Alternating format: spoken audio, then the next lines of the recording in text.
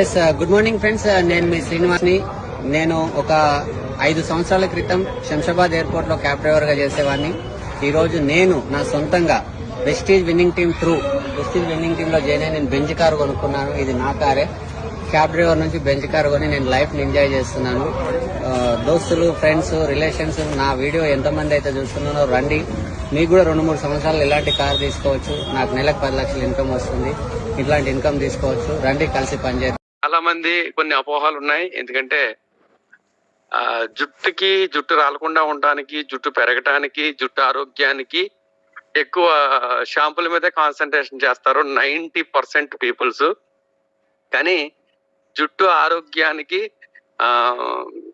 బాహ్యంగా ఆలోచించే విధంగా కాకుండా లోపలికి అంటే పోషకాహారం గురించి ఆలోచించడం బాగా తక్కువ మంది అన్నమాట. 10% పీపుల్స్ ఉంటారేమో. ఇప్పుడు మన వేస్టేజ్ లో లోపలికి తీసుకోవాల్సినవి కొన్ని ఉన్నాయి. అవి చెప్పిన తర్వాత బయటికి ఏమేమి యూజ్ చేయాలో చెప్తాను. లోపలికి ఏంటంటే మన స్కల్ప్ మీద ప్రతి వెంట్రుక అంటే ప్రతి వ్యక్తి యొక్క సంవత్సరాల 7 మాసాల నుంచి 9 మాసాలు పెరుగుతుంది. 3 సంవత్సరాలు 7 మాసాల తర్వాత దాటిన తర్వాత ఖచ్చితంగా అది రాలుతుంది. అది ఉండదు, ఉంటాయి అన్నమాట. ఎవరైతే 3 సంవత్సరాలు 7 మాసాలు ఉంటుందో స్కల్ప్ మీద, దాని యొక్క పొడుగు చాలా పొడుగ్గా ఉంటుంది. అంటే మోకాలు దాటేసి వచ్చేస్తుంది అనమాట. ఎప్పుడైతే వెంట్రుకకు ఆయుష్ తగ్గిందో అవి తక్కువ రోజుల్లోనే ఊడిపోతాయి. కాబట్టి మళ్ళీ మళ్ళీ పెరుగుతూ ఉంటాయి, ఊడిపోతూ ఉంటాయి, మళ్ళీ పెరుగుతూ ఉంటాయి. అంటే ఆయుష్ తక్కువ ఉంటే కనుక ఎంతో ఉండదు, కొద్దిగా ఉంటుంది. ఆయుష్ పరిమాణాన్ని బట్టి దాని యొక్క పొడవు ఉంటుంది అనమాట. అంటే అన్ని అలాగే రాలిపోతూ ఉంటాయి కాబట్టి కురసగా ఉంటుంది. కొన్ని పొడవుగా ఉంటాయి, కొన్ని ఇంకా బాగా పొడుగుగా ఉంటాయి. కారణం ఏంటంటే వాటి యొక్క ఆయుష్ పరిమాణం ఎక్కువ అన్నమాట. అయితే ఇప్పుడు వాటిని మరి ఖచ్చితంగా 3 సంవత్సరాలు 7 మాసాలు దాటి మన స్కాల్ప్ మీద పెరగాలి అంటే కనుక కొన్ని జాగ్రత్తలు తీసుకోవాలన్నారు కదా. ఏమేమి ఉండాలి ఆహారంలో అంటే ముఖ్యంగా హిమోగ్లోబిన్ పెరుగుండాలి. హిమోగ్లోబిన్ తగ్గకూడదు. మగవాళ్ళకి 12-15 మధ్యలో ఉండాలి. ఆడవాళ్ళకి మినిమం 11 పైనే ఉండాలి, కానీ 14 వరకు ఉండాలి. హిమోగ్లోబిన్ ఖచ్చితంగా ఉండాలి, లేకపోతే జుట్టు ఊడిపోతుంది. అలాగే తినే ఆహారంలో కంపల్సరీ మనం రోజు డైలీ సి విటమిన్ కన్స్యూమ్ చేయాలి. సి విటమిన్ జుట్టు రాలకుండా ఉండడానికి సహాయపడుతుంది. అలాగే వెంట్రుకలు తెల్లబడకుండా కూడా కంట్రోల్ చేస్తుంది సి విటమిన్. అందుకే సి విటమిన్ ఎక్కువగా తీసుకోవాలి. నారింజకాయలు, బత్తాకాయలు, జామకాయలు వీటన్నిటిలో ఉంటుంది. ఎక్కువ ఉండేది మాత్రం ఉసిరిలో. అందుకే మన ఆమ్ల ఉసిరి నుంచి తయారు చేశారు. కాబట్టి C vitamin plus iron, haemoglobin పెరగాలి. ఐరన్ కంటెంట్ వస్తువులు ఎక్కువ తీసుకోవాలి. అలాగే మనకి వెస్టేజ్ లో ఎస్పెషల్లీ ఫోలిక్ ఐరన్ తో పాటు ఆమ్ల కూడా తీసుకుంటూ air and skin and nail ఉంది. ఎవరైతే air and skin and nail use చేస్తారో ఖచ్చితంగా వాళ్ళకి కూడా మంచి రిజల్ట్ వస్తుంది అన్నమాట. అలాగే నెక్స్ట్ ప్రోటీన్ పౌడర్. మనకి ఎవరికైతే ప్రోటీన్ తక్కువగా ఉందో వాళ్ళకి ఊడిపోతుంది, కానీ మళ్ళీ వచ్చేది రాదు. మళ్ళీ వచ్చేది రావాలి అంటే కనుక ఖచ్చితంగా ప్రోటీన్ అనేది ఉండాలి బాడీలో. అంటే ప్రోటీన్ ఎలా ఉండాలి ఏంటనేది మనకు తెలియదు కదా. ఎస్, ప్రోటీన్ అంటే మన బాడీలో మనం ఎన్ని కేజీలు బరువు ఉంటే అన్ని గ్రాములు తీసుకోవాలి. అలా డైలీ మనం మన బరువు తగ్గట్టుగా తీసుకున్నట్లయితే మనకి బద్ధకం పోతుంది. ముఖ్యంగా పొద్దుటే లేవగానే మంచం నుంచి దిగిపోతాం తప్ప పడుకోము. ఇంకా ఎక్కువసేపు పడుకోవాలని ఉండాలి అనే ఆలోచన ఉంది అంటే ప్రోటీన్ డెఫిషియన్సీ అన్నమాట. ఇలాగా కొన్ని మన లక్షణాలను బట్టి ప్రోటీన్ డెఫిషియన్సీ ఉంది లేనిది తెలుసుకోవచ్చు అన్నమాట. ప్రెసెంట్ అయితే ఇండియన్స్ కి దాదాపుగా 80% పీపుల్స్ కి ప్రోటీన్ డెఫిషియన్సీ అనేది ఖచ్చితంగా ఉంది.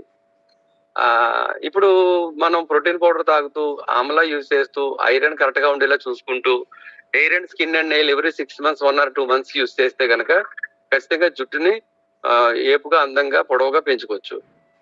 ఇక జుట్టు యొక్క శుభ్రత పెరిగిన తర్వాత దానిని పరిరక్షించుకోకపోవటం వల్ల కూడా జుట్టు మొక్కైపోవటం, పొట్లు పోవటం, చిట్లు పోవటం, రాలిపోవటం కూడా జరుగుతుంది.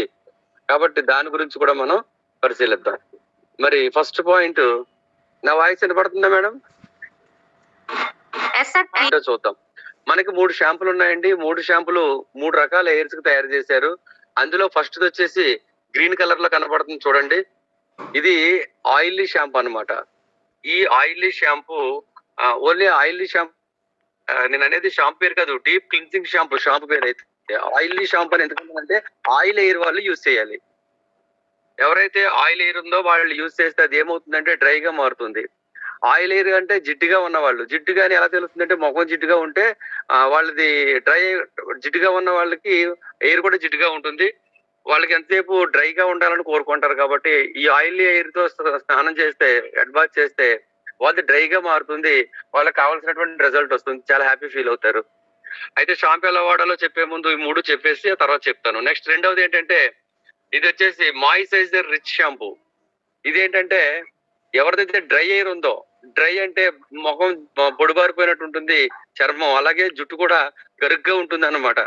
అది డ్రై ఎయిర్. అది కొంతమందికి అయితే తల వెంట్రుకలు వెనక్కి వేళ్ళు మధ్యతో వెనక్కి పంపితే మధ్యలో చిక్కడిపోతారు అనమాట. వెనక్కి కూడా వెళ్ళవు, అలా చిక్కులు పడిపోయి డ్రై అయిపోయి ఉంటది. అలాంటి వాళ్ళు ఈ yellow colour shampoo, moisturiser rich shampoo వాడితే కనుక స్మూత్ గా మారిపోద్ది అనమాట. ఆయిల్ ఎయిర్ వాళ్ళు పొరపాటున డ్రై షాంపూ వాడితే, ఈ డ్రై ఎయిర్ అని రాస్తుంది కదా, DND, dry and damage air, ఇది వాడితే ఆయిల్ ఎయిర్ వాళ్ళు ఇంకా ఆయిల్ గా మారిపోతాయి. అలాగే డ్రై అండ్ డ్యామేజ్ వాళ్ళు గ్రీన్ కలర్ షాంపూ వాడితే డీప్ క్లెన్సింగ్ అన్నమాట, అది వాడితే ఇంకా డ్రై అయిపోద్ది అనమాట. అంటే డ్రై ఎయిర్ వాళ్ళు అది వాడకూడదు, ఆయిల్ ఎయిర్ వాళ్ళు ఇది వాడకూడదు. చాలా జాగ్రత్తగా పరిశీలించి యూజ్ చేయాలన్నమాట. ఎవరిది వాళ్ళే యూజ్ చేయాలి. Note this point, very important అండి ఇది.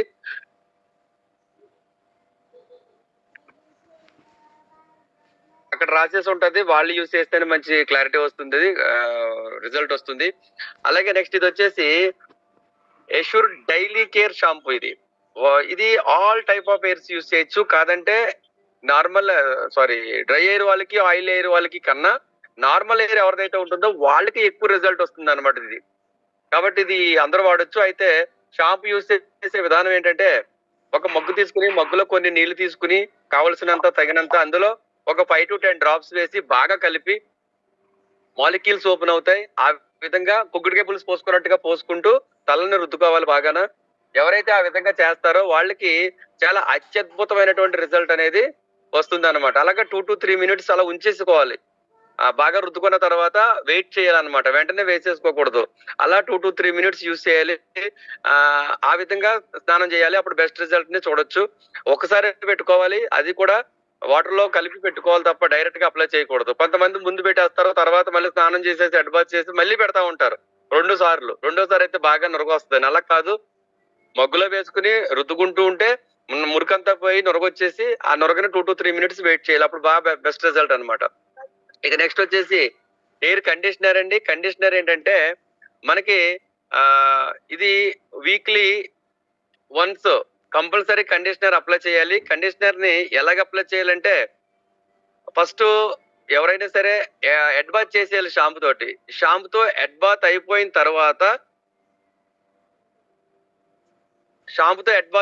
తర్వాత టవల్ తో తొడాల్సిన అవసరం లేదు. తడిగా ఉంటది లైట్ గా జుట్టు అంతానా. ఆ తడి మీదే ఎయిర్ కండిషనర్ ని చేతిలో వేసుకుని మొత్తం జుట్టుకంతా అప్లై చేసేయాలి. స్కల్ప్ కు అప్లై చేయకూడదు కండిషనర్ ని, కేవలం జుట్టుకు మాత్రమే, వెంట్రుకలకు మాత్రమే చేతిలో వేసుకుని మెల్లిగా పట్టించాలి. కొంచెం వేసుకోవాలి, మొత్తం జుట్టు అంతటిగా పట్టించాలి. లేడీస్ అయితే కనుక 2 చేతులు, ఇంకా చెప్పాలంటే కొంచెం తీసుకుని జుట్టు కంటించి, మళ్ళీ కొంచెం తీసుకుని జుట్టు కంటించి, అలా 2 చేతులతో వర్క్ ఉంటది. అలా 2 చేతులతోటి వర్క్ ఉంటది. ఆ 2 చేతులతోటి వర్క్ చేసి మొత్తం అంతా అంటించిన తర్వాత దాన్ని ముడేసేసుకోవాలి. అలాగా కనీసం 5 minutes అన్న ఉంచేసుకోవాలన్నమాట. ఆఫ్టర్ 5 minutes మళ్ళీ కొద్దిగా గుజ్జుగా నీళ్లు పోసుకుంటూ బాగా దాన్ని రఫ్ఫాడించాలి.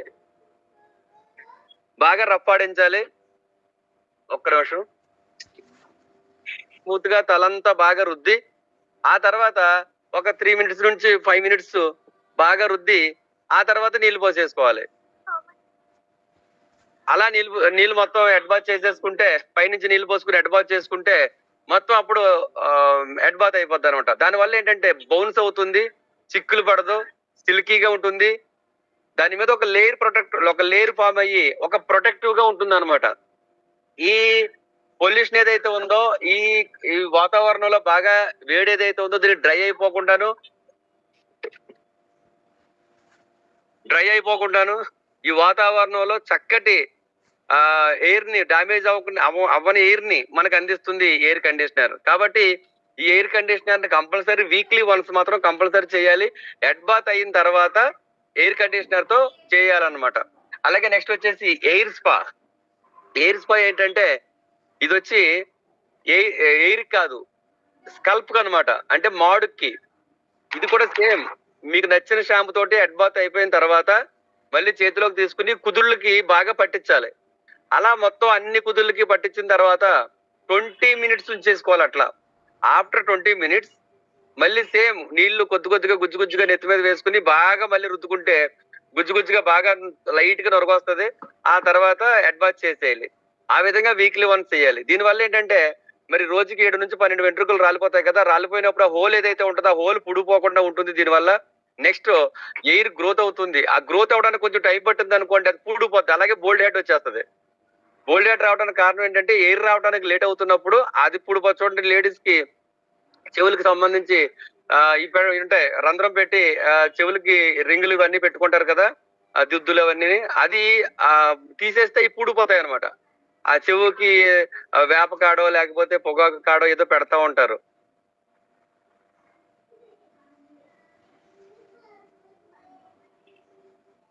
ప్రతి ఒక్కరిని నవ్వుతూ ఆనందంగా మాట్లాడుతూ, ఒకవేళ పొరపాటున అయినా సరే అవతల వాళ్ళ తెప్పదం జరిగితే పర్వాలేదండి ఇలా మాట్లాడితేనంట వాడంత మంచోడి ప్రపంచంలో లేడంట.